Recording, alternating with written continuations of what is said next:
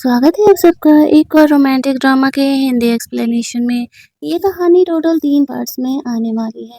नई कहानी के स्टार्टिंग में हम लोग यूजी को देखते हैं, जो कि 3 साल 4 साल बाद बाहर से अपने घर लौटी थी। उससे उसकी फियांसे तियान की मॉम मिलने के लिए बुलाई थी।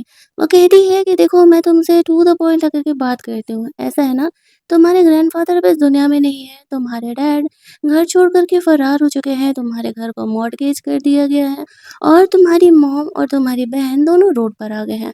अब ऐसी गरीब लड़की को तो मैं अपने बेटे तियान की फियांसे नहीं बनाने वाली ना। आगे तुम समझदार हो, बेहतर होगा कि तियान से तुम अपना एंगेजमेंट तोड़ लो और मैं तुम्हें सोचने का वक्त देती हूँ। आगे तुम्हारी मर्जी।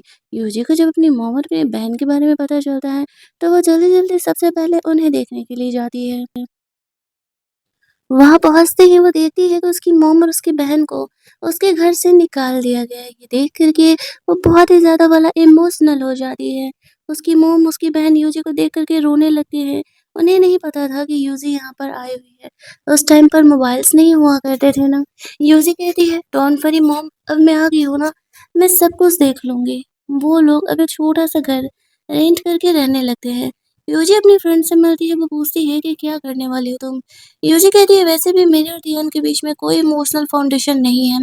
एंगेजमेंट तोड़ने के बाद मैं अपने लिए एक जॉब ढूँढना चाहूँगी, ताकि यहाँ पर मैं अपने फैमिली का खर्चा पानी चला सकूँ। उसकी फ्रेंड उसे सजेस्ट करती है, बेहतर होगा कि तुम अपनी डॉक्टरी की पढ़ाई जो की हो उस हिसाब से जॉब ढूँढ लेना, तुम्हें आसानी से मिल जाएगा। अभी वो लोग एक होटल में बैठ कर के बातें कर रहे थे कि तभी बाहर बहुत अजीब-सी आवाज़ें आने लगती हैं। वो लोग बाहर जाते हैं देखने के लिए, तो देखते हैं कि यूजी के फ्रेंड का भाई यहाँ पर उससे इस कहानी का हीरो को इस तरीके से उसकी पिटाई लगा रहा है, क्योंकि एक्चुअल में उसने उसे धोखा दिया था। वो और टियान वैसे तो अंकल भतीजा है, लेकिन उन दोनों के बीच बिल्कुल भी नहीं पड़ती है। ये बात आज से पहले तक यूजी को नहीं पता था। यूजी अपने फ्रेंड के भाई को सेव करना चाहती थी। दैट्स व्हाई वो उससे बात करने के लिए जाती है और कहती है कि मैं आपके कज़न की फियांसी हूँ एंड आई होप कि इसने जो भी गलती की है आप शांति से सुलझा ले। ये मेरे फ्रेंड का भाई है और मैं नहीं चाहती कि इससे कुछ हो। वो उसे बिल्कुल भी भाव नहीं देता है।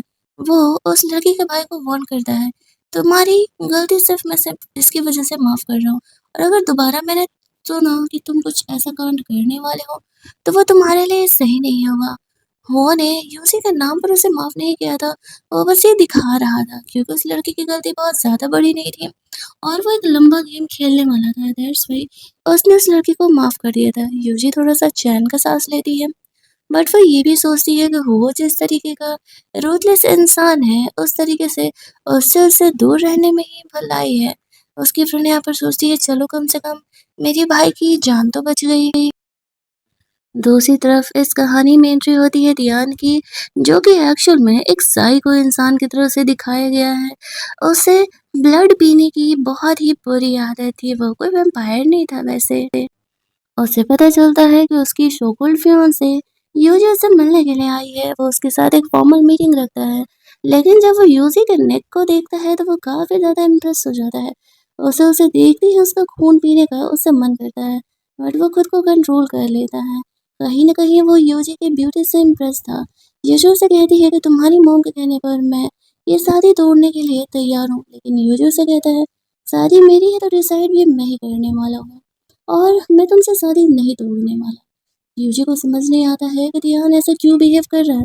वो कहती है, अगर तुम्हें मुझसे शादी नहीं तोड़नी थी तो फिर तुमने मुझे 3 साल पहले फॉरेन क्यों भेजा था। एक्चुअल में ध्यान की फैमिली ने इन दोनों को अलग करने के लिए ऐसा किया था। ध्यान की फैमिली, स्पेशली उसकी मॉम, ध्यान और यूजी की शादी को बिल्कुल नहीं मानती थी। ध्यान को यूजी के फैमिली के बारे में पता था, तो वो उसे कंपनसेशन के तौर पर पैसे ऑफर करता है और कहता है कि ये पैसे ही तुम्हारे मॉम और तुम्हारी बहन के लिए है, आगे फ्यूचर में काम आएंगे, इसे रख लो और मुझसे शादी करने के लिए आगे हाँ कह दो। ये पैसे यूजी लेने से मना कर देती है और कहती है कि नहीं, मुझे तुमसे शादी नहीं करनी, हमारे बीच कोई इमोशनल बेसिस नहीं है और जब तक हमारे बीच कोई इमोशनल कनेक्शन नहीं है तो फिर शादी करने का कोई फ़ायदा भी नहीं है। ऐसा कहते हुए वो ध्यान को कहती है, बेहतर होगा कि तुम इस बारे में सोचो और हम अलग हो जाए तो ज़्यादा बेहतर ही है। अब यहाँ पर ध्यान ऐसा नहीं चाहता था और वो गुस्सा करके कमरे से बाहर निकल जाता है। बाहर जाते ही टियान का सेक्रेटरी उसे कहता है, कि आपको इनका भी ब्लड पीने का मन कर रहा है? ध्यान कहता हाँ, लेकिन अफ़सोस कि मैं ऐसा कर नहीं सकता क्योंकि इसके ग्रैंडफ़ादर ने मेरी जान बचाई थी, इसी वज़ह से हमारी शादी फ़िक्स हुई थी और मैं इस तरीके से इसे हर्ट नहीं कर सकता। मुझे खुद के इस प्रॉब्लम पर कंट्रोल तो करना ही पड़ेगा, उसका सेक्रेटरी उसे समझाता है, बेहतर यही होगा। ये दोनों एक बेस्ट फ्रेंड्स की तरह थे। ये काफ़ी सालों से रियान के साथ काम कर रहा था और रियान के बारे में वो सब कुछ जानता था। रियान यहाँ पर अपने इस ऑब्सेशन को कंट्रोल करने का डिसाइड करता है, लेकिन वो यूजी को लेकर ऑब्सेस्ड हो चुका था और वो उससे शादी करना चाह रहा था। दूसरे दिन यूजी को पता चलता है कि ह्यू की एक अडॉप्टेड डॉटर है और उसके पैर में चोट लग गया है और कोई भी डॉक्टर उसे ट्रीट नहीं कर पा रहा है, बोले तो टिक नहीं पा रहा उसे ट्रीटमेंट के लिए। वो बहुत ही अकड़ू है। यूँ जी उससे बात करने जाने का डिसाइड करती है ताकि उसे डॉक्टर का जॉब मिल सके। उस समय वो क्लब में था। उससे बात करने के लिए जाती है। शुरुआत में तो वो उसे भाव नहीं देता है। वो अपने एक दुश्मन के साथ बैठ करके गेम खेल रहा था। उसकी पिटाई लगाने के बाद वो उसे वार्न करता है, बेहतर होगा कि अगर वो उससे पंगा ना ले, वरना वो अपनी पूरी फैमिली से हाथ धो बैठेगा। ये देखते ही थोड़ा सा यूजी घबरा जाती है, बट वो सोचती है उसे क्या, वो तो बस अपने काम पर फोकस करना चाह रही है। वो बताती है कि कुछ दिन पहले मैं तुमसे मिली थी। मैं दियान की फियांसे हूँ और एक्चुअली में मुझे पता चला था कि तुम्हारी बेटी का ट्रीटमेंट का ज़रूरत है, तो मैं वो करने के लिए आई हूँ। वो उसे कहता है, देख लो अगर मेरी बेटी तुम्हें रखना चाहती है तो फिर ठीक है, अगर तुम मुझसे इम्प्रेस कर पाए तो, अदरवाइज मैं तुम्हें जॉब पर नहीं रख सकता। तो यहाँ पर यूजी एक बार इस तरीके से वो मौका ट्राई करना चाह रही थी। वो उसे अपनी बेटी के पास लेकर के जाता है। वहाँ पर यूजी जब उस छोटी लड़की से मिलती है, तो वो छोटी लड़की यूजी को इसलिए पसंद कर रही थी क्योंकि वो प्रिटी है। बट वो कहती है कि मैं तुम्हें ट्रीटमेंट करने का मौका तभी दूँगी जब तुम मेरे डैड को थप्पड़ मार कर के दिखाओ। उसे पता था कि कोई हो पर हाथ नहीं उठा सकता है। यूजी यहाँ पर आइडिया लगाती है और जाकर के सच में हो को एक थप्पड़ मार देती है। खुद वो भी शौक था कि यूजी की इतनी हिम्मत, लेकिन ऐसा करने के लिए तो उसकी बेटी ने ही उसे कहा था ना।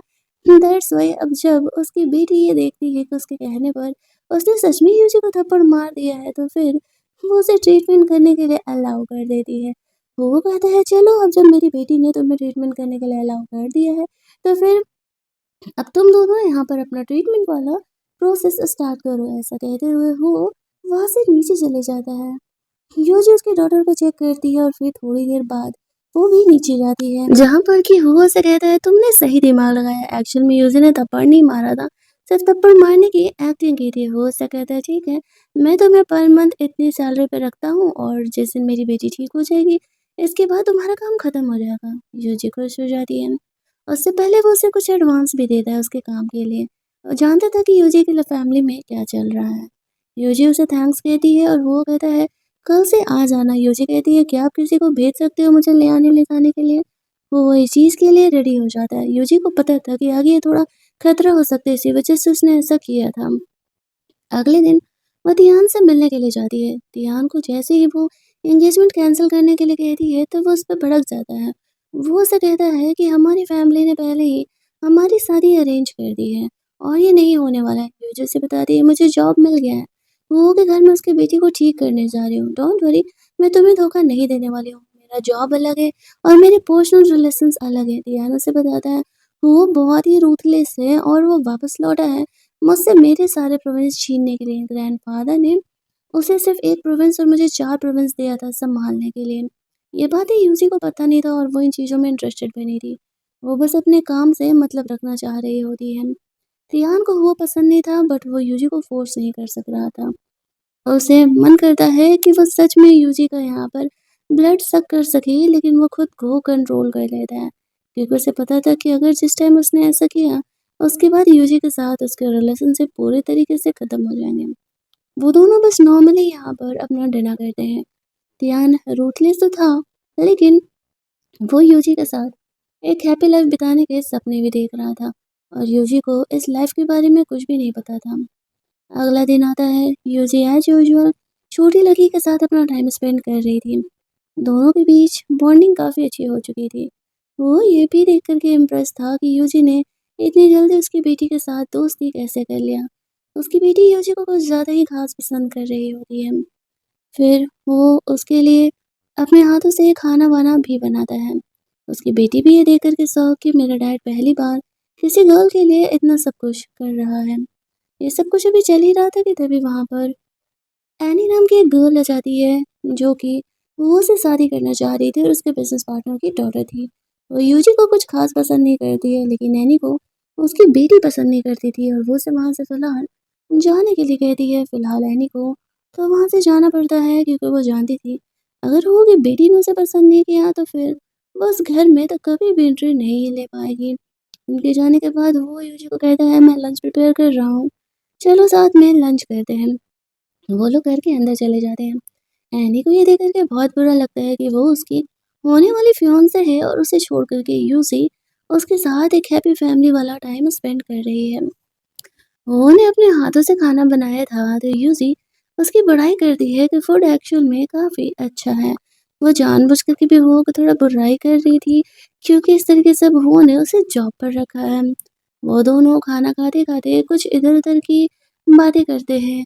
जब यूजी रिटर्न हो रही थी, वो को सेक्रेटरी उसे छोड़ने जा रहा था, तभी रास्ते में एनी आ जाती है। शुरुआत में तो वो यूजी को पैसे दे कर के वो के लाइफ से जाने के लिए कहती है।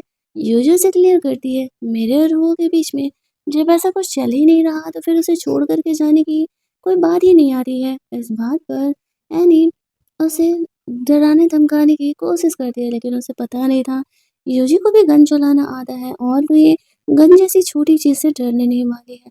वो एनी को वार्न कर दी कि अगर दोबारा वो उसे परेशान करने के लिए आए ना, तो वो हुआ से इस बात की कंप्लेन कर देगी और फिर हुआ उसे नहीं छोड़ने वाला है। यूजी के इस टैलेंट को देख कर के तो वो का सेक्रेटरी भी शॉक था कि यूजी इतनी टैलेंटेड है। उसने ये बात कभी एक्सपेक्ट नहीं किया था। एनी घबरा जाती है और फिलहाल के लिए वहाँ से खिसक लेती है, लेकिन वो यूजी को इतनी आसानी से जाने नहीं देने वाली थी। घर जाकर के वो का सेक्रेटरी यूजी के टैलेंट के बारे में सब कुछ बताता है। वो की लाइफ में पहली बार कोई ऐसी लड़की थी जो कि एक्चुअल में इन चीज़ों में भी टैलेंटेड थी और वो यूजी से थोड़ा ज़्यादा ही इम्प्रेस था। वो एनी की पहली गलती थी तो उसे माफ़ करने का डिसाइड करता है। फिर वो अपनी बेटी से मिलने के लिए जाता है। वो लिटिल गर्ल बोलती है, ये जो सच में टैलेंटेड है और मुझे बड़े होकर के उसी की तरह बनना है। वो इतनी ज़्यादा पढ़ी लिखी भी है, उसे मेडिकल भी आता है और वो गन्स भी चलाना जानती है। अगले दिन हम लोग देखते हैं कि हू यूजी के बारे में सोच रहा था कि क्या वो सच में इतनी ज़्यादा वाली टैलेंटेड है। नेक्स्ट डे जब वो का सेक्रेटरी यूजी को लेने के लिए आता है, एक कार उन्हें फॉलो कर रहा था। यूजी कार ड्राइव करने लगती है ताकि उसका सेक्रेटरी सिचुएशन को संभाल सके। वो लोग जैसे तैसे करके यहाँ पर सिचुएशन को हैंडल आउट करते हैं। ये बात वो तक पहुँचती है, वो जानता था कि ये एनी ने किया है और वो अब इस चीज़ को जाने नहीं दे सकता था, क्योंकि उसने उसके लोगों को जान से मारने की हिम्मत की थी। इसका मतलब कि वो लोग उसे कमज़ोर समझ रहे हैं। इस बात का तो सबक उन्हें सिखाना ही पड़ेगा। वो अपने सेक्रेटरी को एनी के घर चलने के लिए बोलता है। साथ ही में वो यूजी को भी अपने साथ लेकर के चलने के लिए कहता है, ताकि थोड़ा वो ये भी ड्रामा देख सके। यूजी जा रही थी तो पूछती है, हम कहाँ जा रहे हैं? वो कहता है, एक अच्छा तमाशा देखने के लिए।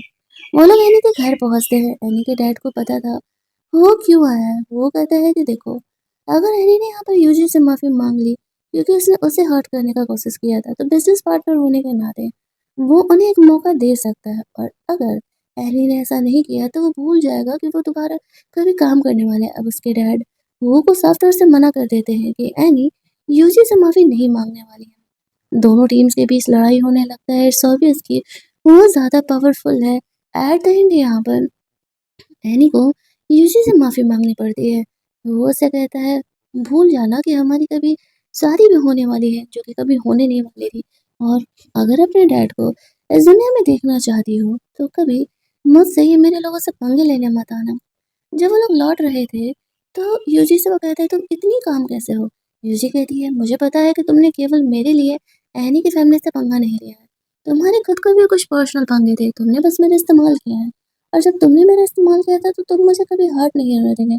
जब तुम वहाँ पर हो, तो फिर मुझे डरने की क्या ज़रूरत है? वो सोचता है कि यूजी तो ज़रूरत से ज़्यादा ही टैलेंटेड है।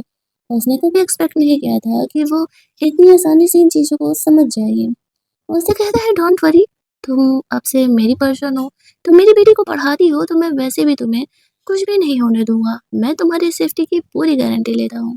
यूजी कहती है, तुमने ये कह दिया, यही मेरे लिए बहुत बड़ी बात है। फिर वो यूजी को फिलहाल के लिए घर छोड़ने के लिए चले जाता है। लेकिन अब से वो यूजी में थोड़ा अलग तरीके से इंटरेस्ट लेना शुरू कर दिया था, ये जानने के बावजूद भी कि वो दियान की फियांसे है। नेक्स्ट डे एज यूजुअल यूजी यहाँ पर लिटिल गर्ल का ट्रीटमेंट कर रही होती है और उसने जो कुछ नई चीज़ें सीखी थी वो उसे दिखाती है काफ़ी एक्साइटमेंट के साथ। और फिर उसके बाद यूजी को रिहान की मॉम से मिलने के लिए जाना था। अपना ट्रीटिंग सेशन कंप्लीट करके जब वो रिहान की मॉम से मिलने के लिए जाती है, वो उसे पैसे ऑफ़र करके कहती है, "मुझे अच्छा लगा कि तुमने रिहान को छोड़ने का डिसाइड किया है। मेरे तरफ से 10,000 का कंपनसेशन है।" तो वो पैसे रख लेती है। तभी रिहान आ जाता है। वो यूजी पे कहने लगता है, "मैं इससे ज़्यादा पैसे तुम्हें दे रहा हूँ, फिर भी तुम्हें वो पैसे नहीं लेने थे और तुमने मेरी मॉम से पैसे एक्सेप्ट कर लिए।" यूजी कहती है, "क्योंकि ये मेरी मर्ज़ी थी तुमसे शादी तोड़ना।" इस बात पर उसकी मॉम उस पर गुस्सा कर रही होती है कि तुम मेरी बात क्यों नहीं मान रहे? रियान कहता है, मेरी शादी अरेंज करने का हक आपको नहीं है। एक बार जब मेरी शादी हो तय हो चुकी है तो मैं ये उसी को पसंद कर रहा हूँ और मैं उसी से शादी करने वाला हूँ और ये फाइनल है। आपको मानना है मानिए, नहीं मानना है मत मानिए। यूजी खुद को सोच रही थी कि वो बहुत ही बुरा फंसी है और इस तरीके से वो इस चंगुल से कब बाहर निकल पाएगी। रियान का ऑब्सेशन उसे सही हिंट नहीं दे रहा था, वो जानती थी कि वो उसके लिए आगे मुश्किल क्रिएट कर सकता है। तभी वहाँ पर तियान की बहन आ जाती है और वो यूज़ी का मज़ाक उड़ाने लगती है कि वो तियान के लायक नहीं है और उसका इंसल्ट भी करने लगती है कि वो गरीब है। इस बात पर तियान उसका फेवरेट कार स्मैश करने का ऑर्डर दे देता है, इस बात से गुस्सा करके कि उसने कैसे उसकी फियांसे का इंसल्ट किया। और यहाँ पर वो कहता है कि यूज़ी मेरी फियांसे है, दोबारा अगर किसी ने यहाँ पर उसका इंसल्ट किया तो वो उसके लिए सही नहीं होगा। ऐसा कह के वो यूज़ी को वहाँ से लेकर के जाता है। रास्ते में वो यूज़ी से कहता है कि मेरी शादी तो तुमसे टूटने से रही। बेहतर होगा कि तुम इस बात को एक्सेप्ट कर लो कि मैं तुम्हारा होने वाला हस्बैंड हूँ और तुम अपना हुओ के साथ जो भी रिलेशन है उसे क्लियर करो। यूजी कहती है, मेरा हुओ के साथ कोई रिलेशन नहीं है। मैं बस उसके घर जाकर के काम कर रही हूँ। और जैसे ही ये काम फिनिश होगा तो फिर मुझे हुओ के पास जाने की ज़रूरत नहीं होगी। यहाँ पर वो हुओ की बुराई कर रहा होता है कि वो बिल्कुल भी अच्छा इंसान नहीं है। यूजी कहती है, मुझे इस बात से कोई फ़र्क नहीं पड़ता है।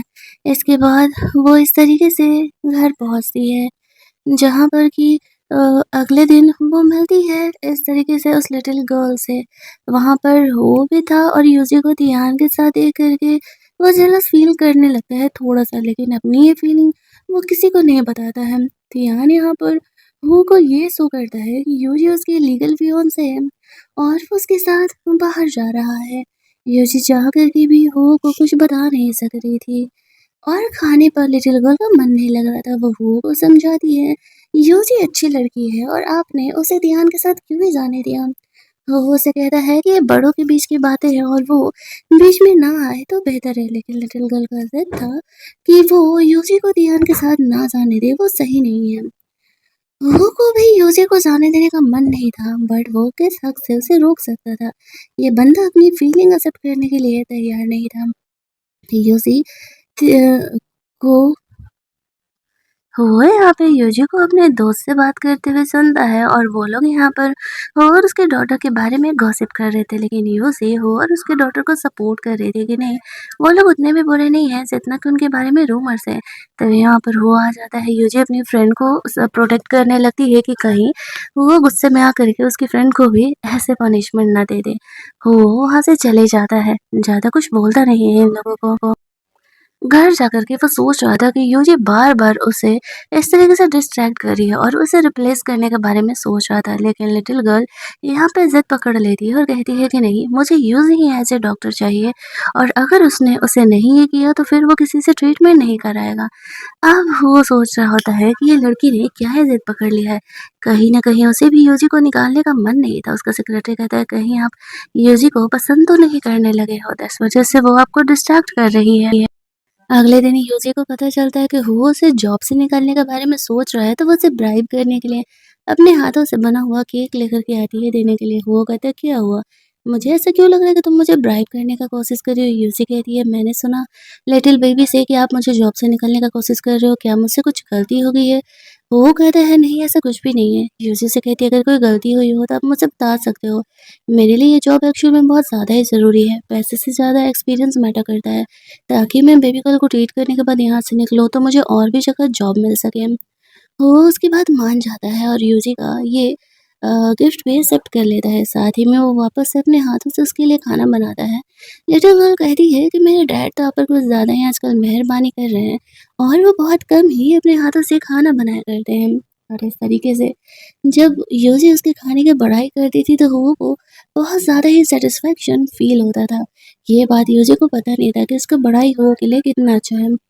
लेकिन जब वो घर जाती है, उसे पता चलता है कि उसकी छोटी सिस्टर का कॉलेज में किसी से लड़ाई हो गया था और वह लड़का एक बहुत ही पुलिस कमांडर बड़े पुलिस कमांडर का बेटा था और वो लोग उसे उठा के लेके गए।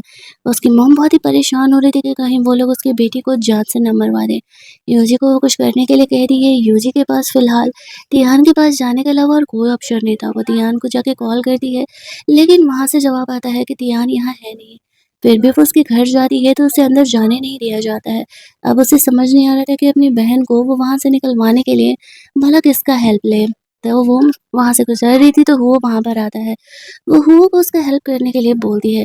शुरुआत में हुओ थोड़ा-सा भाव खाता है, लेकिन फिर जब उसे पता चलता है कि मामला थोड़ा ज़्यादा ही सीरियस है तो फिर वो यूज़ी का हेल्प करने का डिसाइड करता है। वो उससे कहता है, चलो कार में, मैं तुम्हें उस प्लेस पर लेकर के चलता हूँ। यूज़ी वहाँ पर बहुत ही खुश हो जाती है और हुओ उसे वहाँ पर लेकर के जाता है।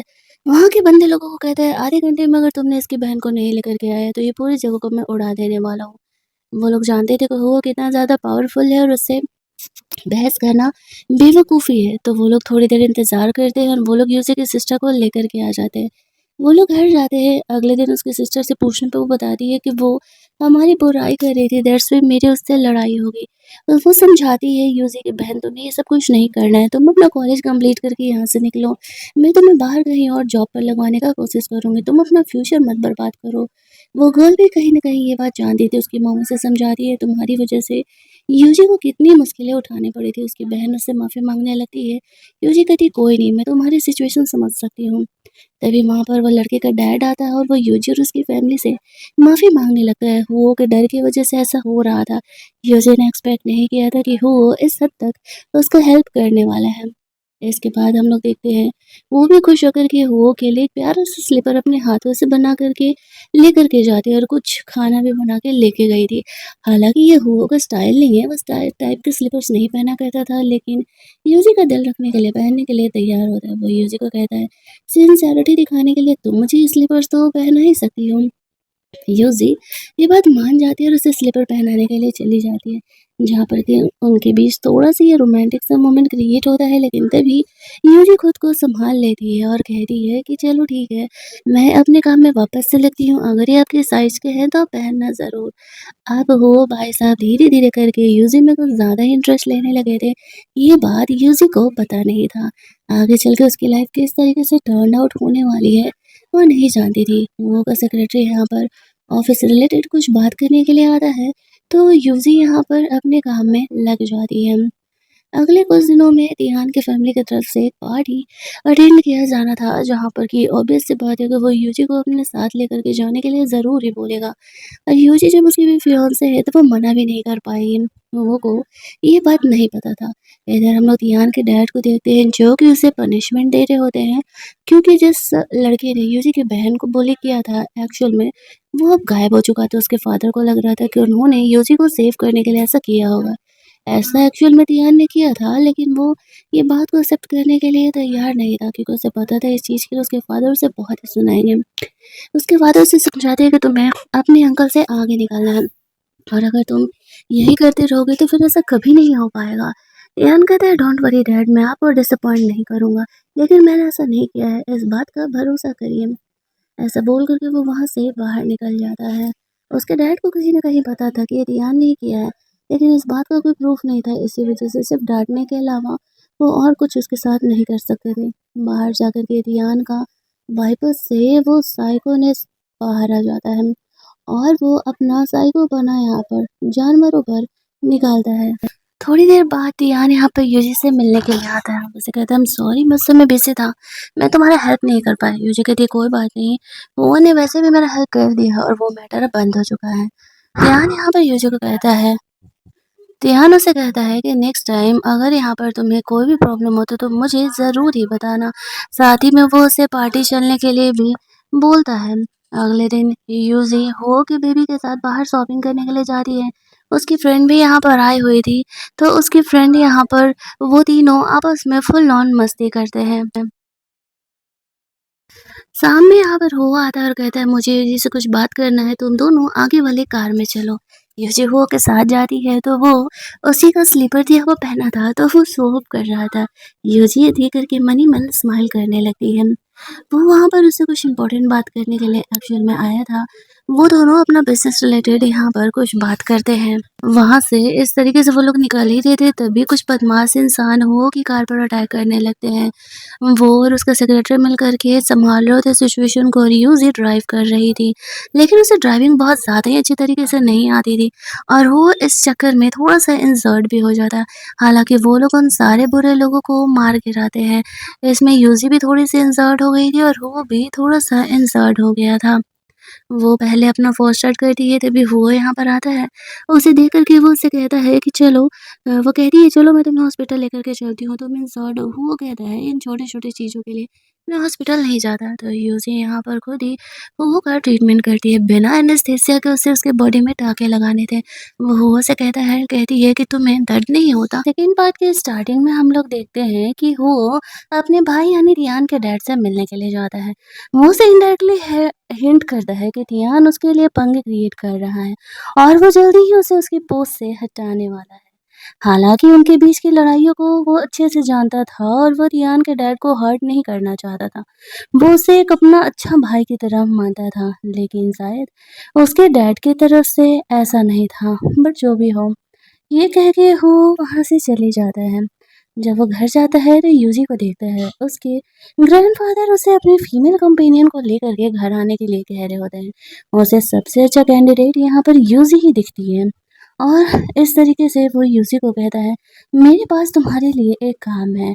तुम्हें मेरे ग्रैंडफ़ादर से मिलने के लिए चलना होगा और बदले में यहाँ पर मैं तुम्हें उसके काम के पैसे देने के लिए तैयार हूँ।" यूजी उस काम के लिए रेडी हो जाती है क्योंकि उसे पता था काम चाहे जो भी हो, वो उसे अच्छे खासे पैसे दे रहा है।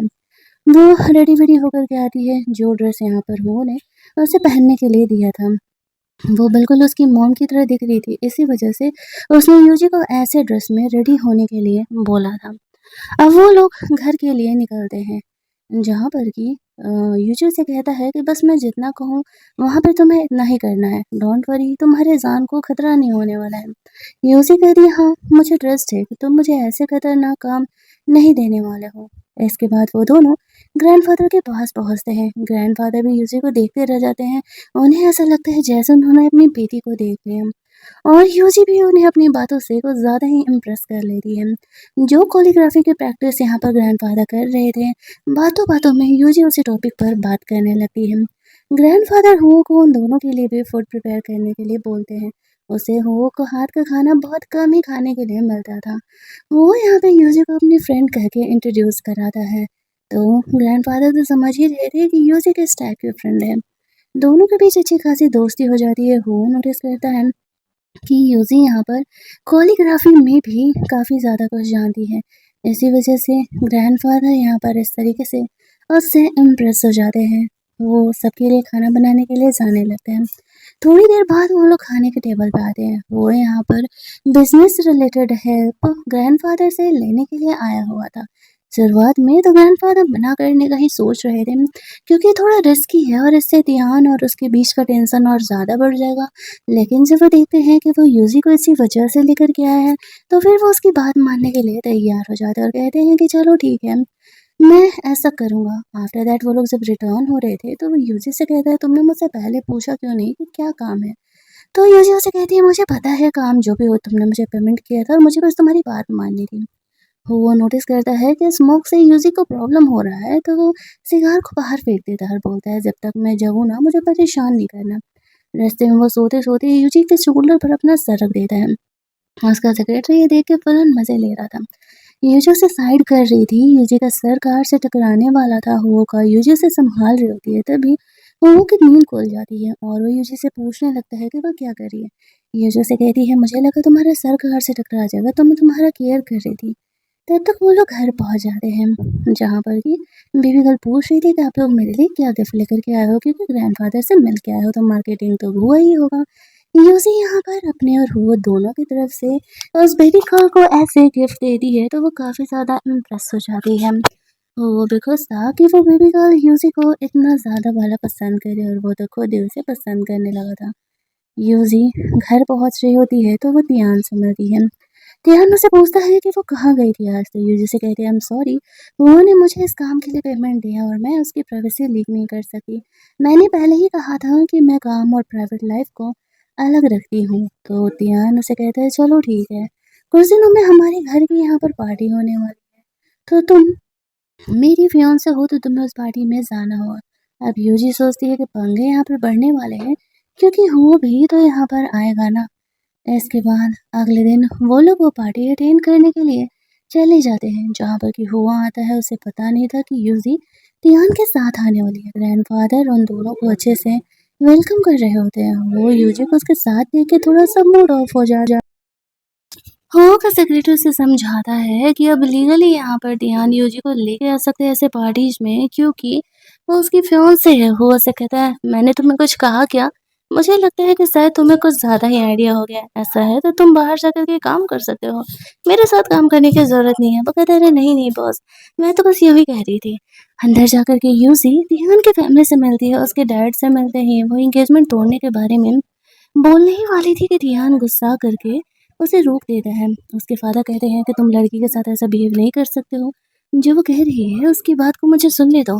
ध्यान कहता है कि नहीं, ये तो बस यूं ही बकवास कर रही है, हमारे बीच कुछ कॉन्फ्लिक्ट्स हो गए थे बस इसलिए मैं इससे बात करता हूँ।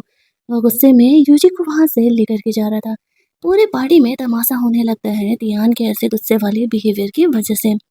यूजी को वो बाहर लेकर के जाता है और गुस्से में वो अपना गुस्सा कंट्रोल नहीं कर पाता है और उसके नेक पर बाइट कर लेता है।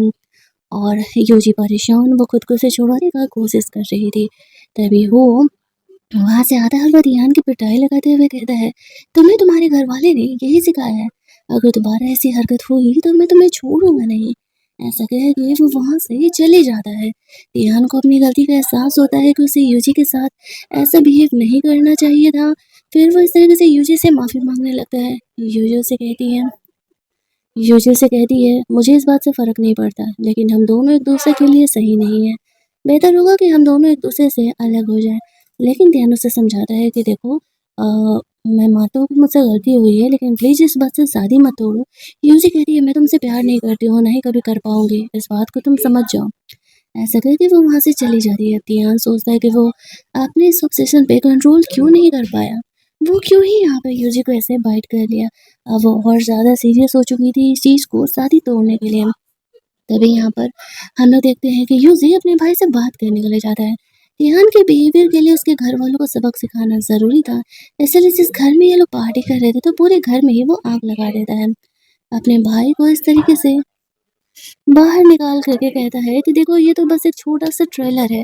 अगर दोबारा दिया ने मेरे लोगों को इस तरीके से परेशान करने के लिए कोशिश किया, तो फिर तुम्हें पता है कि मैं खुद के गुस्से को कंट्रोल नहीं कर पाऊँगा। अब दियान के डैड यहाँ पर चाह कर के भी कुछ नहीं कर सकते हैं और उसमें इस तरीके से एनी भी फँसी हुई थी। दियान यूजी को घर छोड़ने के लिए जा रहा था तो देखता है एनी और उसकी फैमिली को। यूजी कहती है, मुझे लगता है कि शायद तुम्हें पहले अपनी फैमिली के मैटर्स को सुलझाना ज़्यादा ज़रूरी है। हम इस बारे में बाद में बात करेंगे। यूज़ी अपने घर के लिए चली जाती है। एनी और उसकी ग्रैंडमदर यहाँ पर उन्हें सेव करने के लिए कह रही थी। तियान उसके सिचुएशन का फ़ायदा उठाता है और बोलता है, अगर तुम लोग अपनी फैमिली की पूरी प्रॉपर्टी यहाँ पर मेरे नाम कर दोगे तो फिर मैं तुम लोगों को प्रोटेक्ट करने के बारे में सोच सकता हूँ। अब यहाँ पर शुरुआत में एनी की ग्रैंडमदर हिचकिचा रही थी, क्योंकि अगर ऐसा हुआ तो फिर यहाँ पर वो लोग तो वैसे भी रोड पर आ जाएँगे, लेकिन अगर उन्होंने ऐसा नहीं किया, तो फिर उसकी फैमिली को अब कोई प्रोटेक्ट करने वाला भी नहीं था, वो भी उनके सपोर्ट में नहीं था। तो फिर मजबूरी में उन्हें तियान को अपनी प्रॉपर्टी नाम करनी पड़ती है।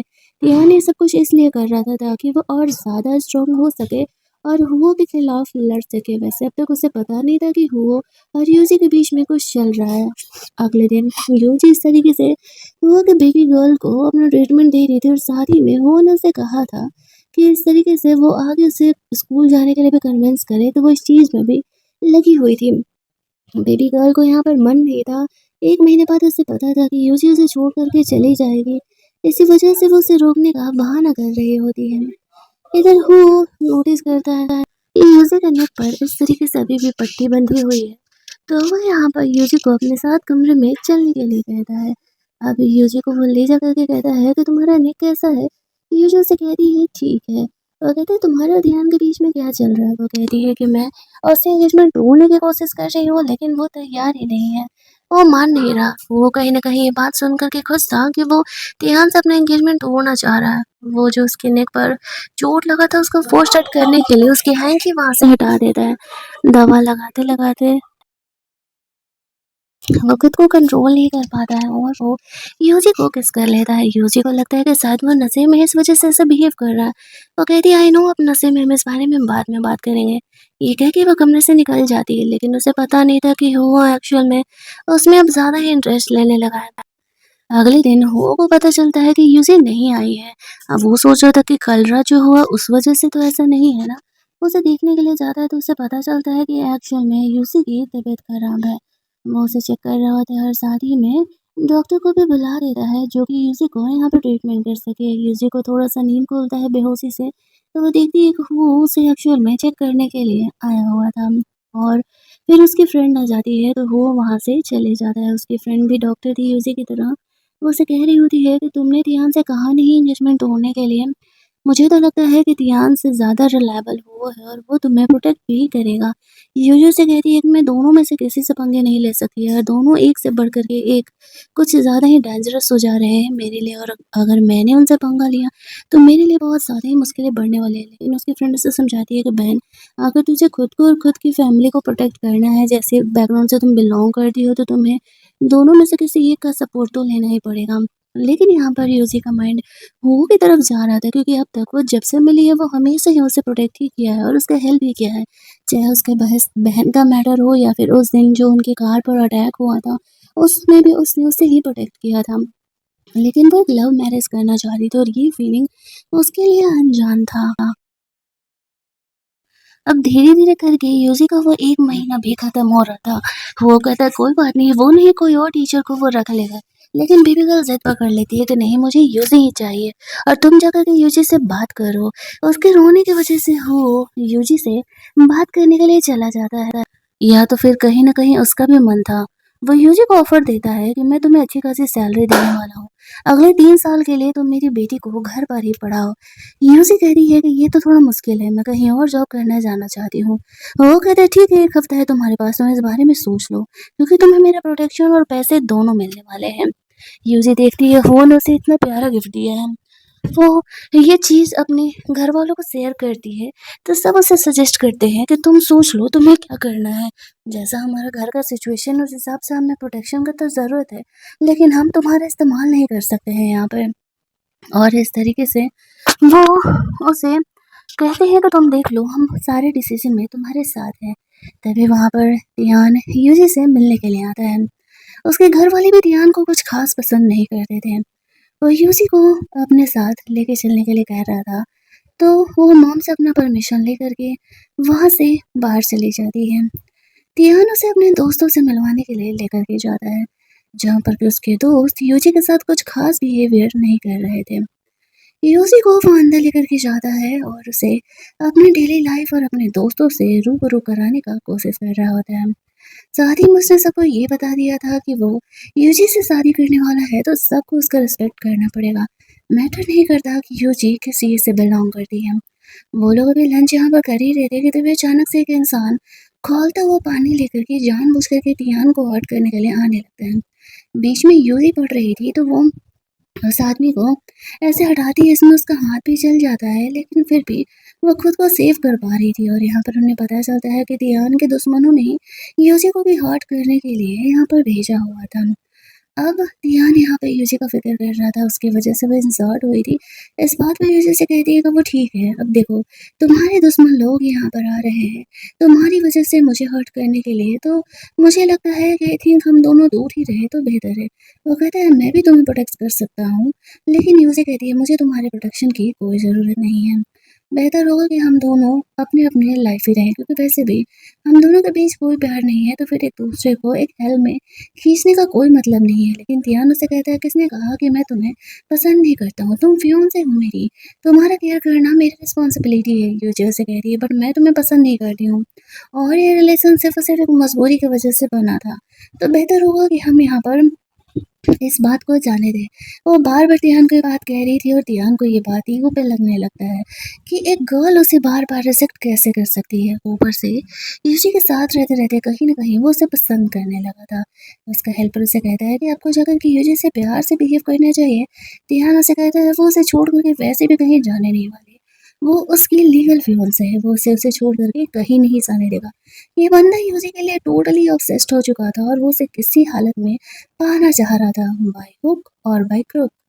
और फिर दूसरे सीन में हम लोग देखते हैं कि यूजी जब वो और लिटिल गर्ल के साथ जाती है तो वहाँ पर हो की नज़र पड़ती है कि यूज़ी का हाथ इस तरीके से बर्न कैसे है, तो वो बहाना कर दे रही है कि कुछ नहीं, बस गर्म पानी से उसका हाथ थोड़ा-सा इंजर्ड हो गया था। लेकिन कहीं न कहीं उसे डाउट था कि हो सकता है तियान इसमें इंक्लूडेड हो, तो वो अपने सेक्रेटरी को उस बारे में पता लगाने के लिए बोलता है। साथ ही में इसी के लिए दवा भी मँगवाता है।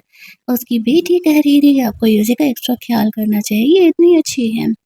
यूज़ी इस तरीके से कन्फ्यूज़ थी कि वो क्या करे और फिर वो हो को कह देती है कि ठीक है, वो अगले 3 सालों के लिए उसकी बेटी को पढ़ाने के लिए तैयार है। लिटिल गर्ल भी ये बात सुन कर के बहुत ज़्यादा ही खुश हो जाती है और कहती है मेरे डैड आपके लिए नया हॉस्पिटल भी खोल देंगे, आपको इस बात की फ़िक्र करने की ज़रूरत नहीं है। बेटी उन दोनों की जोड़ी बनाने में लगी हुई थी।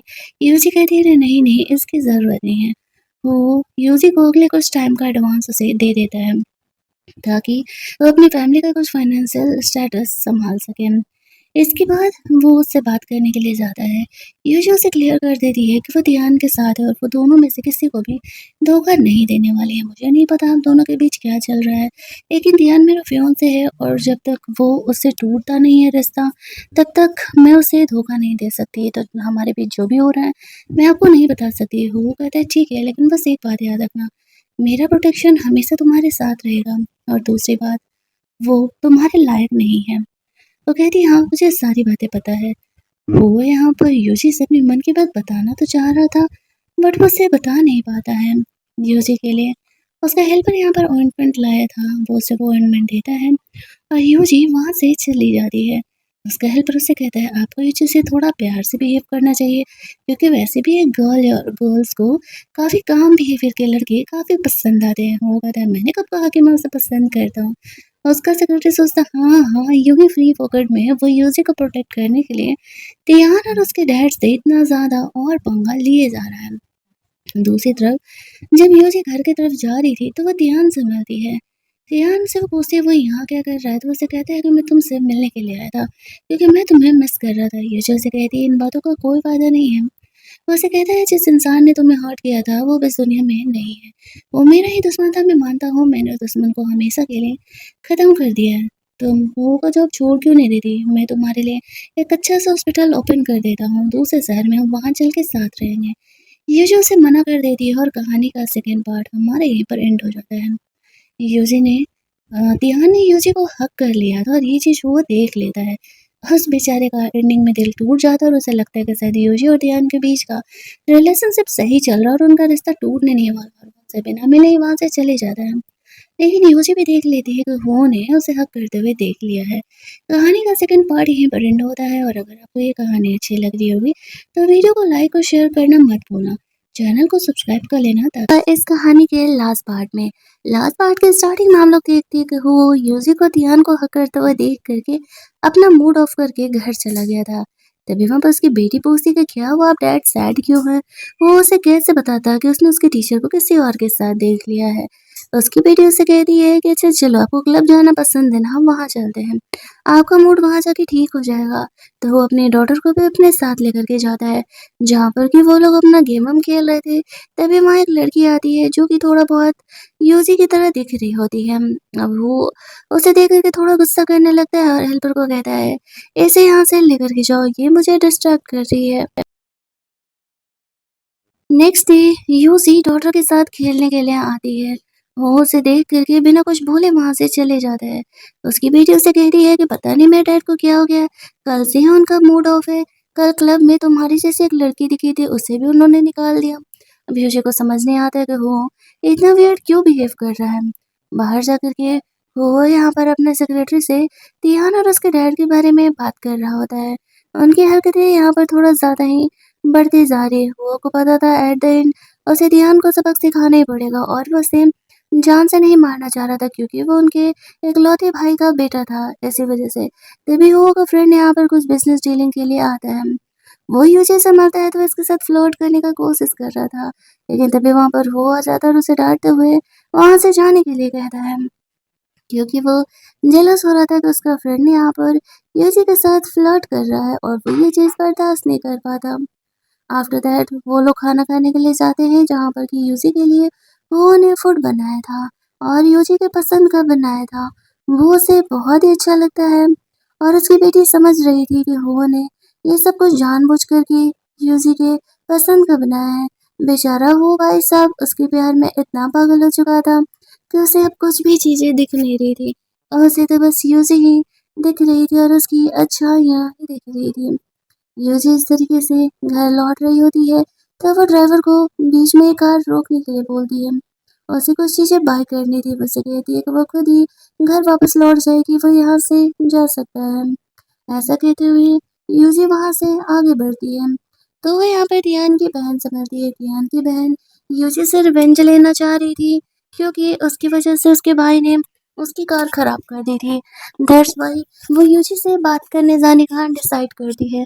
वहाँ पर वो जाकर के कहती है कि हमारी फर्स्ट मीटिंग कुछ ज़्यादा ही chaos थी।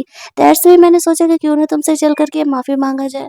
मुझे तुम्हारे साथ वैसा बिहेवियर नहीं करना चाहिए था। वो कहती है कोई बात नहीं, मुझे इन बातों से फ़र्क नहीं पड़ता। लेकिन यहाँ पर रेहान के सिस्टर से कहती है कि अब चलो आए हैं तो पास वाले होटल में एक पार्टी कर लेते हैं।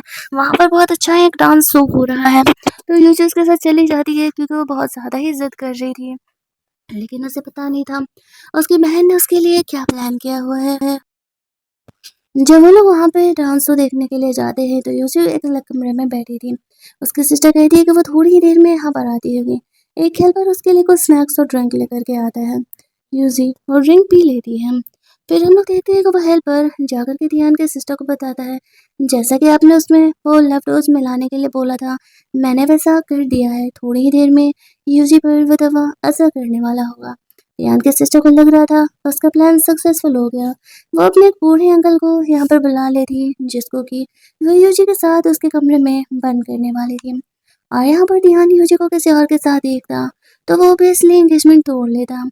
फिर वो इस तरीके से अंकल को उस कमरे में भेज देती है। लेकिन तभी सीन कट होता है और हम लोग यूजी को देखते हैं और ध्यान और उसके फादर से बात करने के बहाने चली जाती है। कह रही है कि मैं ध्यान के सिस्टर के साथ यहाँ आई थी, मुझे लगा शायद आप लोगों से चल के मिल लेना चाहिए, कुछ दिन हो गए थे। यहाँ पर वो बोल देती है कि ध्यान के सिस्टर ने उसे यहाँ लेकर के आया हुआ है। तभी वहाँ पे ध्यान की मोम आती है और कहती है कि पता नहीं हमारी बेटी कहाँ है, हमें मिल नहीं रही है। और फिर वो लोग सब उसे ढूंढने के लिए जाते हैं। ध्यान जानता है कुछ ना कुछ तो गड़बड़ है, लेकिन वो अपनी फैमिली वालों को इस बारे में नहीं बताता है।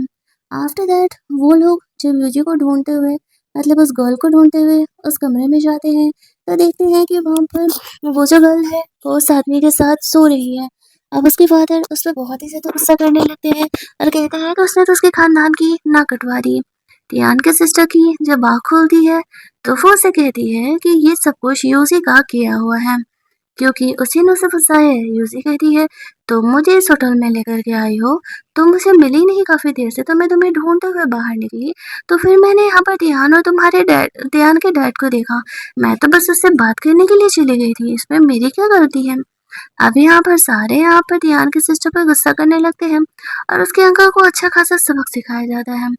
ध्यान यूजी को वहां से बाहर लेकर के जाता है। बाहर जाने पर वो उसे घर छोड़ने के लिए जा रहा था। जहाँ पर कि उससे पूछता है रास्ते में हुआ क्या था एक्चुअल में, तुम मुझे बताओ। यूजू से बताती है तुम्हारी सिस्टर मुझे रेस्टोरेंट में सो दिखाने के बहाने लेकर के गई थी और वो मेरे रेपुटेशन डिस्ट्रॉय करने के इरादे में थी। मैंने कुछ भी गलत नहीं किया है, जो वो मेरे साथ करना चाहती थी वो मैंने किया। मैंने अपनी जैसी दिखने वाली एक लड़की को उस कमरे में रख दिया ताकि उसे लगता रहे कि वैसे ही हो रहा है वो। बाकी जो कुछ हुआ वो तो तुम्हें दिख ही रहा है यहाँ पर, और होता भी कुछ वही है। इस तरीके से तियान उसे कहता है मैं ये नहीं कह रहा कि तुमने गलत किया है। वो इनफैक्ट यूजी का ही सपोर्ट कर रहा था, क्योंकि यहाँ पर एक्चुअल में अगर यूजी ने खुद को सेव नहीं किया होता तो आज वो तियान के सिस्टर की जगह वो होती। इस बात पर यूजी उससे कहती है मुझे लगता है कि तुम्हारे घर वाले मुझे पसंद नहीं करते हैं, तो फिर हम क्यों ही ये जबरदस्ती रिश्ते को चला रहे हैं। तियान उसे कहता है लेकिन ये शादी तो तुम्हारी मुझसे होने वाली है, मेरे घर वाले तुम्हें पसंद नहीं करते, मुझे इस बात से कोई फर्क नहीं पड़ता। यूजी कहती है मुझे फर्क पड़ता है, पूरी जिंदगी मैं इस तरीके से इस पंचायती में नहीं बिता सकती हूँ, मुझे एक सीधी सादी लाइफ चाहिए। तियान उसे घर के बाहर छोड़ करके चले जाता है। उसकी जाते ही वो देखती है कि वो उसके घर के पास खड़ा है। वो उसे कहता है मैंने तुम्हें समझाया था ना कि जब तुम्हें मेरी ज़रूरत होगी तो तुम मुझसे हेल्प ज़रूर लोगी, तो फिर तुमने मुझसे हेल्प क्यों नहीं लिया। यजु से कह रही है ये तो बस एक छोटा सा मैटर था, मैं खुद ही इस प्रॉब्लम को सॉल्व कर सकती थी। इस मैटर में अगर मैं तुम्हें इन्वॉल्व करती तो फिर तुम्हारे और ध्यान की फैमिली के रिश्ते और भी ज़्यादा बेकार हो जाते। वो उसे कहते तुम्हें क्या लगता है मैंने जो तुम्हें प्रोटेक्ट करने का प्रॉमिस किया है वो झूठा है या फिर यूं ही मैंने कर दिया है। यूजी उससे कह रही है ऐसा कुछ भी नहीं है और ना ही मैं ऐसा कह रही हूँ। इनफैक्ट अब तक जब भी मुझे एक एक्चुअल हेल्प की ज़रूरत पड़ी है उसमें तुम्ही ने मेरा सपोर्ट किया है, तो मैं ये अच्छे से जानती हूँ कि तुम मेरा सपोर्ट करोगे। लेकिन ऐसे सिचुएशंस में मैं तुम दोनों के बीच लड़ाई नहीं लगवाना चाहती थी। वो से कहता है ठीक है अच्छी बात है, लेकिन अगली बार से अगर ऐसा कुछ हो तो वो उसे कॉल ज़रूर कर दे।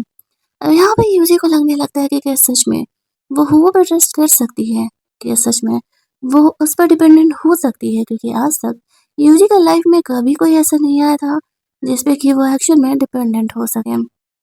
दूसरी तरफ वो यहाँ पर यूजी से प्यार करने लगा था, लेकिन वो ये बातें उसे तब तक नहीं बता सक रहा था जब तक कि ध्यान से उसकी एंगेजमेंट नहीं टूट जाता, वरना यूजी को ऐसा लगता कि शायद वो उसके सिचुएशन का फायदा उठा रहा है।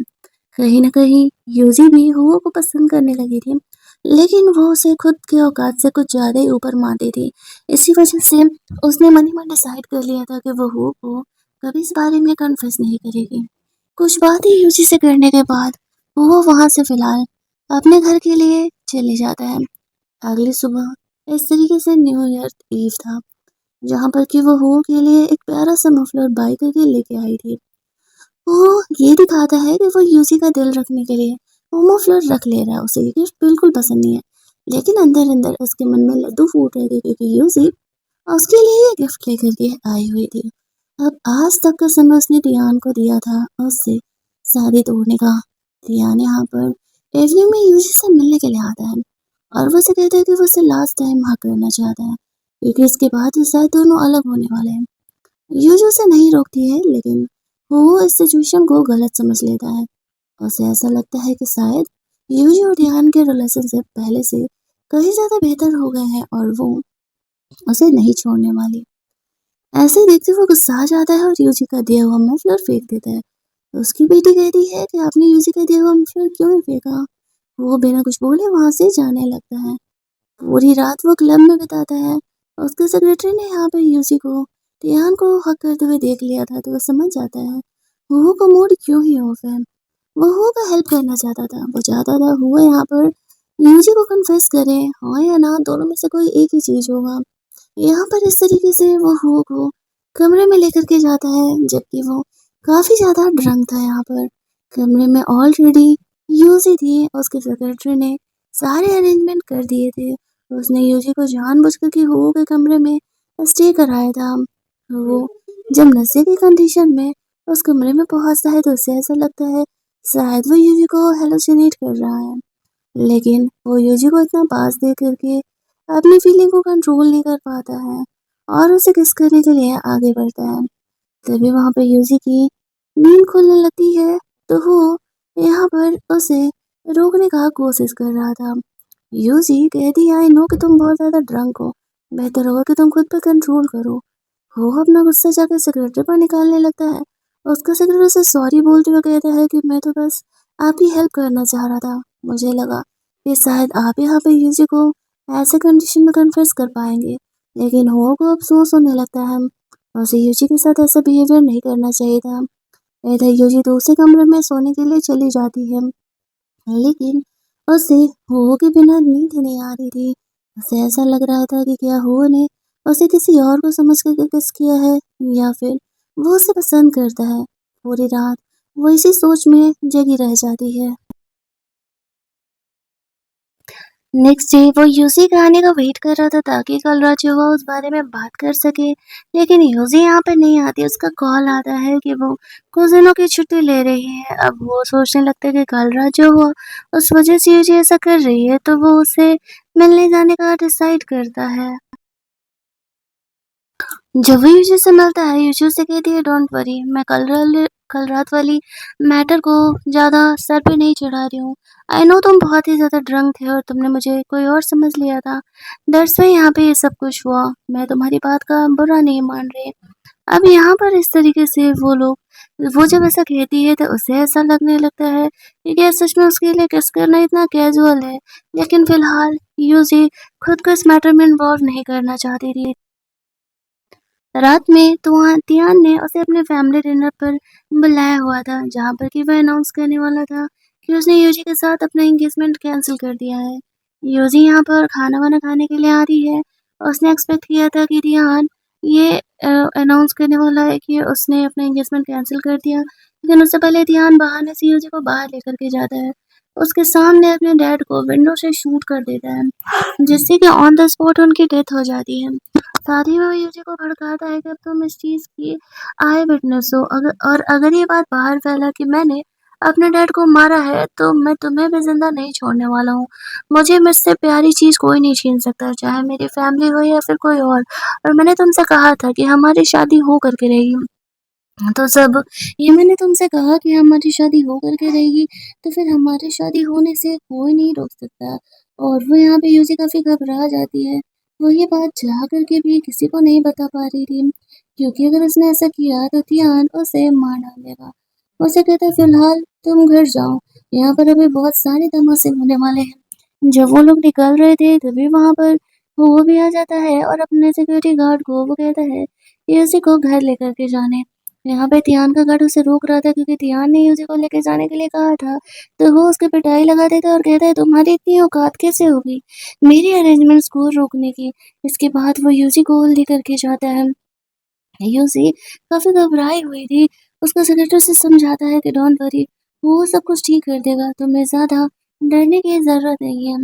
लेकिन यूसी यहाँ पर उन दोनों के बीच फँस गई थी और उसे खुद नहीं समझ में आ रहा था कि आखिरकार वो करे तो क्या करे। और उसे हो की भी फ़िक्र हो रही थी, ना जाने वो चीज़ों को कैसे हैंडल आउट करने वाला है। वो यहाँ पर अंदर जाता है तो यान यहाँ पर अपने डैड के मरने का झूठ-मूठ का गम दिखा रहा होता है। वो यहाँ पर आता है तो वो उसे इन्वेस्टिगेट कर रहा था कि आखिरकार जब ये सब कुछ हुआ तो वो कहाँ था। अब उस सारा शक यहाँ पर तियान पर जा रहा होता है, क्योंकि तियान और उसके डैड के रिलेशनशिप ठीक नहीं है, ये सबको पता था। तियान कहता है मैं यूजी के साथ थोड़ी देर के लिए बाहर वॉक पर गया था, अगर आपको भरोसा नहीं है तो आप उससे पूछ सकते हो। लेकिन वो यहाँ पर यूजी को इंक्लूड नहीं करना चाह रहा था। फिर भी तियान को इन्वेस्टिगेशन के लिए कुछ दिनों के लिए वो लेकर के जाता है। तियान यहाँ पर इन्वेस्टिगेशन के लिए जाने की एक्टिंग करने लगता है, क्योंकि अगर वो नहीं करता तो उस पर डाउट और ज़्यादा बढ़ जाता। अगले कुछ दिनों तक यूजी काफ़ी डरी सहमी सी रहती है और ज़्यादा किसी से बात नहीं करती। वो की बेटे से समझाती है उसे घबराने की ज़रूरत नहीं है, जब तक वो है कोई भी उसे टच भी नहीं कर सकता। लेकिन यूज़ी खुद में ही डरी हुई थी और उसके पास गलती से तियान का ये एमुलेट भी आ गया था। उसे समझ नहीं आ रहा था कि वो क्या करे। अगर उसका ये एमुलेट उसके पास मिल जाता तो डाउट उस पर भी जाता, तो वो जल्दी से उस एमुलेट को पहले छुपा देती है। रात में भी वो बुरे सपने देख रही होती है कि लोग उसे पकड़ करके ऐसे पनिश कर रहे हैं कि उसने एक्चुअल में उसके डैड की मौत कैसे हुई देखी है।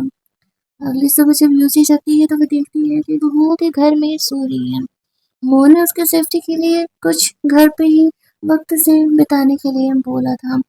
फिर जब उसकी नींद खुलती है तो वो उठ के नीचे जाती है, जहाँ पर कि वो सेक्रेटरी यूजी से माफ़ी माँगता है उस रात के लिए। वो कहता है वो मेरा अरेंजमेंट है। यूजी उसे माफ़ कर देती है, ये कहते हुए कि दोबारा ऐसा नहीं होना चाहिए। आफ्टर दैट वो वहाँ से निकल जाती है। अगले 1-2 दिन वो यहाँ पर हो के घर पर ही रहती है। वो यहाँ पर आता है, वो पूछती है, "इन्वेस्टिगेशन कैसा चल रहा है?" तो वो कहता है, "मुझे डाउट है कि कहीं न कहीं कियान इन सारी चीज़ों में इंक्लूडेड है, हालाँकि मेरे पास इस बात का सबूत नहीं है।" यूजी को घर जाना था, वो उसे छोड़ने के लिए जाता है। रास्ते में वो उसे पूछने के लिए कोशिश कर रहा था, लेकिन यूजी उसे नहीं बता रही है।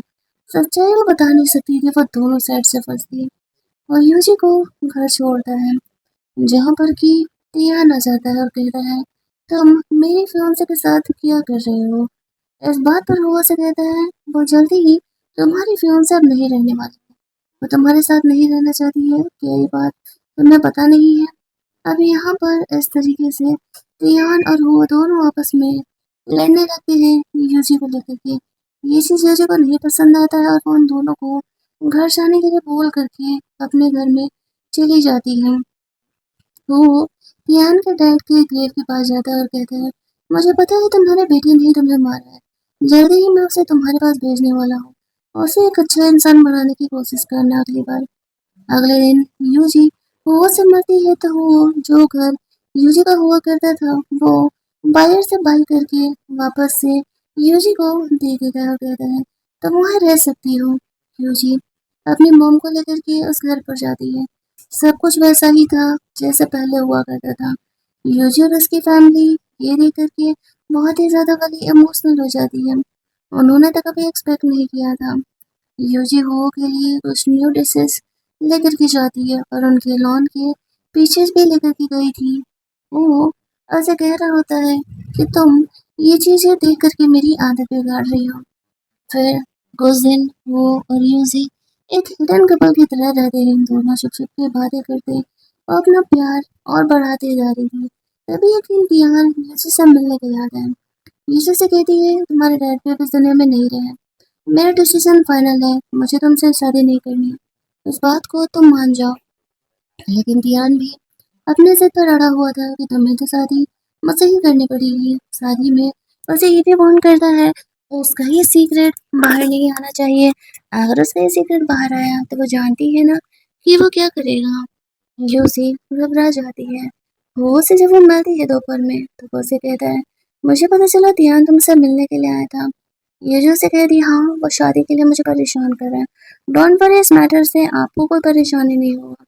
मैं जल्दी ही ध्यान से ये शादी तोड़ने के बारे में उसे मना लूँगी।" वो कहता है, "मुझे नहीं लगता ये तुमसे होने वाला है। शायद मुझे ही कुछ करना पड़ेगा।" वो यूजी को ध्यान से अलग करेगा तभी तो उसे अपने मन की बातें बता पाएगा ना। वो दोनों घर लौट रहे थे। यूजी वो के शोल्डर पर सर रख कर सोने लगती है। वो उसे किस कर लेता है। हमें पता चलता है यूजी जगी हुई थी और वो बस सोने की एक्टिंग कर रही थी। अगले दिन इस तरीके से वो कल मिलने के लिए आती है जो कि ध्यान की मॉम चाह रही थी उससे शादी करे।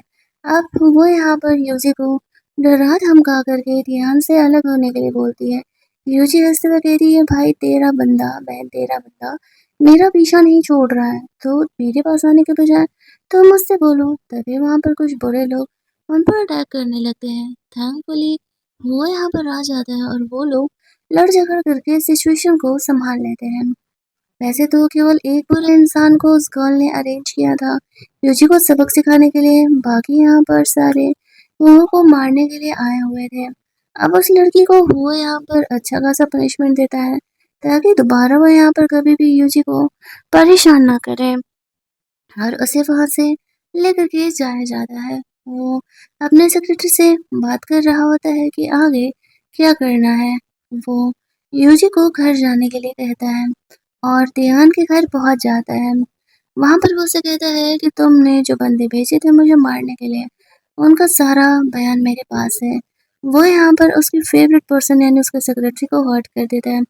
बोलता है कि अगर तुमने यहाँ पर यूजी से अपनी एंगेजमेंट नहीं तोड़ी, उसे फ्री नहीं किया, तो मैं इसे मार डालूँगा। सिर्फ़ 10 सेकंड है तुम्हारे पास।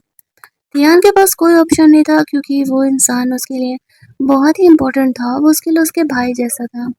इसी वजह से वो एंगेजमेंट तोड़ने के लिए रेडी हो जाता है। रात में वो यूजी से मिलता है और यूजी को एंगेजमेंट तोड़ने के लिए वो कार्ड दे देता है। कहता है शायद इस जन्म में हम एक नहीं होने वाले हैं। यूजी वो कार्ड लेकर के बहुत ही ज़्यादा वाली खुश हो जाती है। हालाँकि उसे नहीं पता था कि ये होने क्या है। घर जाकर के वो सबको गुड न्यूज़ देती है। फिर वो हो को थैंक्स बोलने के लिए उसके लिए केक वगैरह बना के लेकर के गई थी और कह रही है आई नो ये तुम्ही ने किया है। तुम्हारी वजह से ही आज मैं ध्यान से फ्री हो पाई हूँ। बात पर वो उसे कहते चलो कम से कम तुम्हें दिमाग तो आया और मैं खुश हूँ तुम्हारे लिए। जब वो ध्यान से पूरी तरीके से अलग हो चुकी थी, उनका रिश्ता टूट चुका था, तब वो यहाँ पर यूजी को कन्फेस करता है कि वो उसे पसंद करता है। क्या यूजी उसके साथ रिलेशनशिप में आना चाहेगी? यूजी भी उसे हाँ कह देती है। वो के खुशी का कोई ठिकाना नहीं था, वो आगे बढ़ के उसे किस कर लेता है। उसने एक्सपेक्ट नहीं किया था कि यूजी इतनी आसानी से एक बार में उसके कन्फेशन को हाँ कहने वाली है। अगले दिन उसकी बेटी उन दोनों के बदले बिहेवियर को देख करके पहचान जाती है कि दोनों के बीच में कुछ ना कुछ तो खुसर चल रहा है। वो यहाँ पर अपनी बेटी को कन्फेस करता है कि यूजी आज से उसकी गर्लफ्रेंड है। उसे यूजी की मम्मी चाहिए थी ना, तो उसने यूजी को अपनी गर्लफ्रेंड बना ली। उसकी बेटी यहाँ पर बहुत खुश हो जाती है। लेकिन अब भी तियान जिंदा था और वो को अपने भाई के मौत का बदला भी तो तियान से लेना था। कहीं न कहीं यूजी को रिग्रेट हो रहा था कि अगर उसने शुरुआत में ही हो कोई सच्चाई बता दी होती तो शायद ये सब कुछ होता ही नहीं। जो उसने तियान का एमुलेट अपने पास रखा था उसे वो तोड़ देती है। तियान हो को सबक सिखाने के लिए अगले दिन अपनी शादी उस लड़की के साथ फिक्स करता है और सारे रिलेटिव्स को बुलाता है, जिसमें कि हो भी इंक्लूडेड था। लेकिन जैसे ही वो यहाँ पर आते हैं अंदर हॉल में भेज करके कमरे का दरवाजा तियान बंद कर देता है और कमरे में एक बड़ा सा ब्लास्ट करा देता है।